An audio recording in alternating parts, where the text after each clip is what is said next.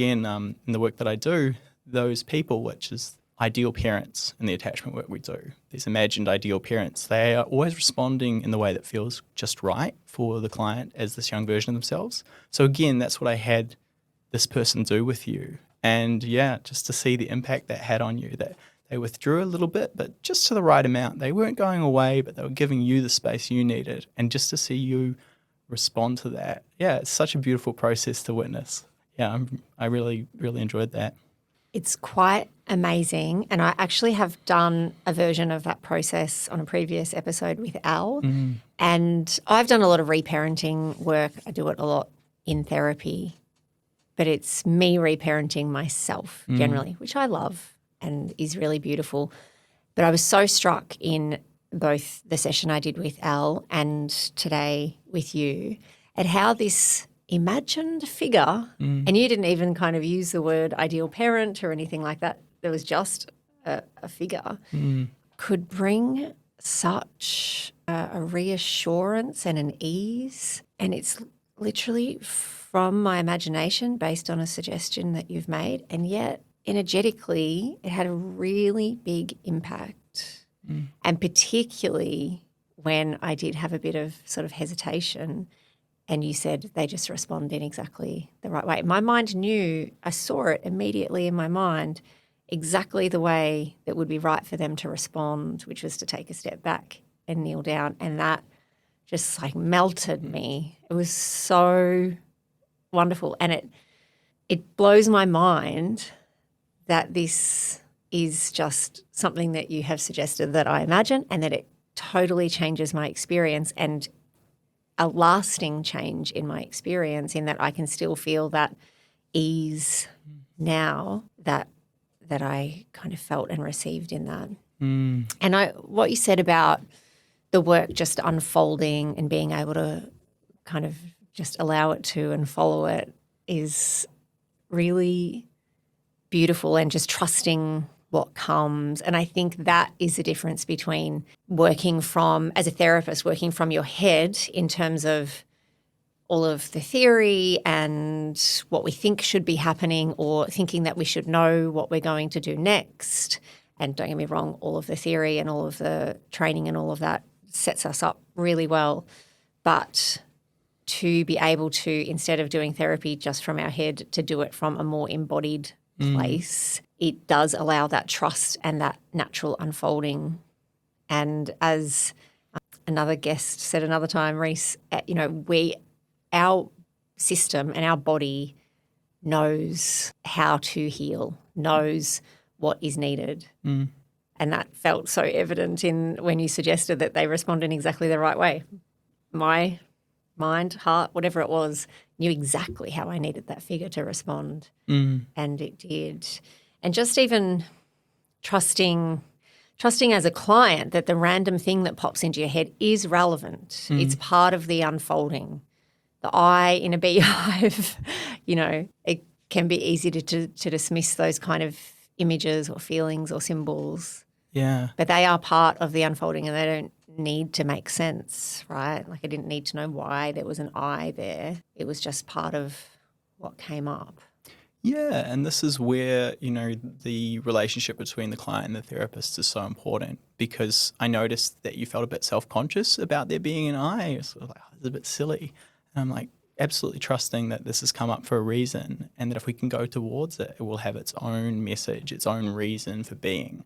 So, I try to just gently encourage you to allow that to be here. It's popped up for a reason. Let's go towards it. But again, you're kind of generating, this is coming from inside of you. And as you were saying with this imagined person, you kind of knew what this person needed to do to make you feel comfortable. So I'm here to encourage you to find out what that is. And yeah, there's this really beautiful kind of meeting place between, this is something that if you do it by yourself, there's a certain amount of impact it can have. I've done a bit of this work just when I was training in it, just by myself, just practicing different techniques and so on, and had some beautiful experiences of feeling just like an incredible feeling of self-worth that was generated just through doing a meditation from a pre-recording.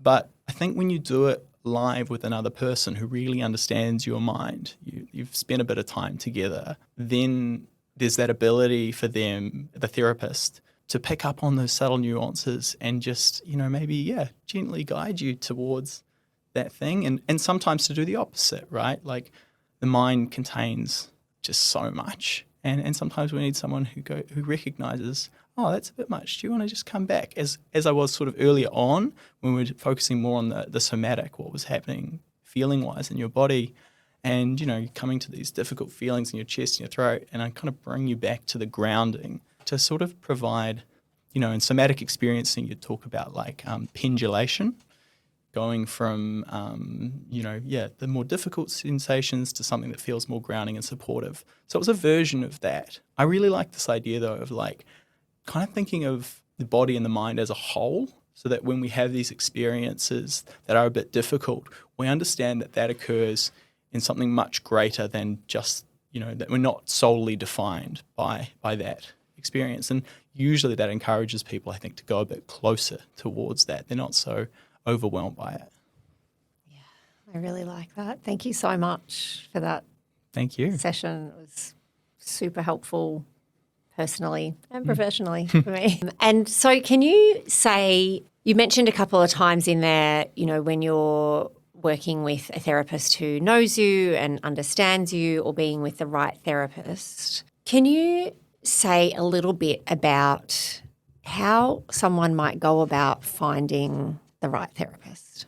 Yeah, so obviously this is often for people a bit of a daunting experience. I think when we go looking for like a doctor or a physio or some other sort of healthcare professional, we need to do a bit of research and we need to try and find someone who, we trust in.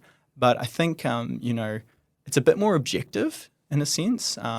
Like you kind of correspond someone's level of training, years of experience, somewhat to their ability. But when we're looking for a therapist, it's such a personal experience. And we can look at someone who has, all the degrees and all the experience. And then when we go and sit with them, we just don't feel fully comfortable. So I kind of, I really empathize with, that it can be a bit difficult when you're looking for someone. But I think for me, I would say you want to start with your intuition, because as we just saw in this demonstration we just did, like how you feel sitting there in the room with that person is really going to define whether you're able to explore your own mind, to bring up difficult topics and talk through them. So I think everyone should start with their intuition, and that intuition should be used maybe just to think a bit about what's going on for you, to get a sense of how would I describe this problem that I'm experiencing in my life without kind of referring to theory or, diagnoses or anything like that. So we start from that point, and then once you write it down, you kind of just got maybe a paragraph or something like that just describes it.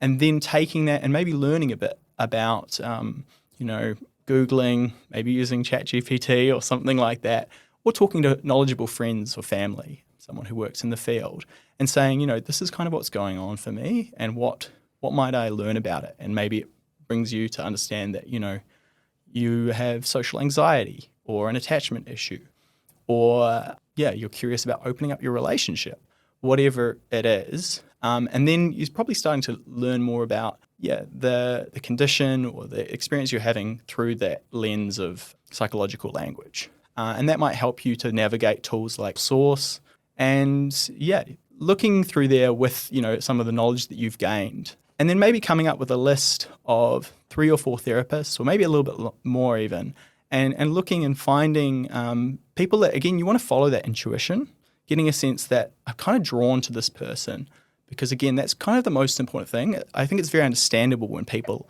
are worried about, I really want to change in this way, who's going to help me do that they think about like the best therapy or the most qualified therapist, someone who's kind of got an impressive CV. But again, I believe so much it comes down to the relationship.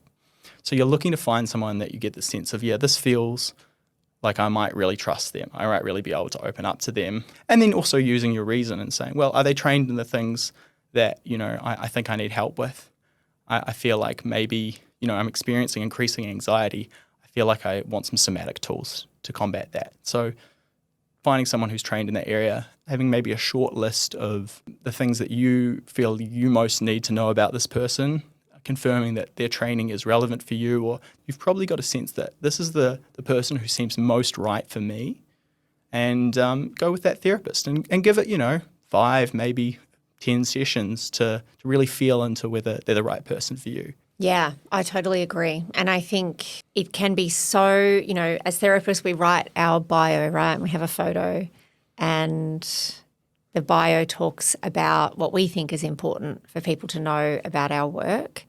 And sometimes what we've written there does resonate because maybe someone has done some research and they're looking for a particular modality, or we mention a particular presentation, which is what they're coming for. So that can be really helpful. But I think often clients go to a website or a platform and they read through so many bios and they think, I don't know who's right for me. How am I supposed to make a decision? And I think I completely agree that our intuition is extremely important in this process. And when you look at their photo, or maybe you're watching a video of them or something like that, how do you feel when you're interacting with their profile? Do you feel drawn to them? Do you feel curious about them? Do you feel really anxious or really disconnected? I think it's important to trust those pieces of information that come from our body and our experience when we're even just interacting with a profile of a therapist. And I do tend to find in my intake work that when people have a feeling that someone is going to be a match for them, in my conversation where, my job is to feel out the match for them, I tend to probably 95% of the time completely agree that the client has picked the therapist who is the best match for them. I think when clients can tune in to their experience, they have a lot of information there about who is going to be good for them. And I would even say, and I'd love your thoughts on this as well, that if you do choose a therapist and have an initial session or two, there's probably some things to look out for in that, because you're still deciding if they're the right therapist for you. You're just entering into this relationship.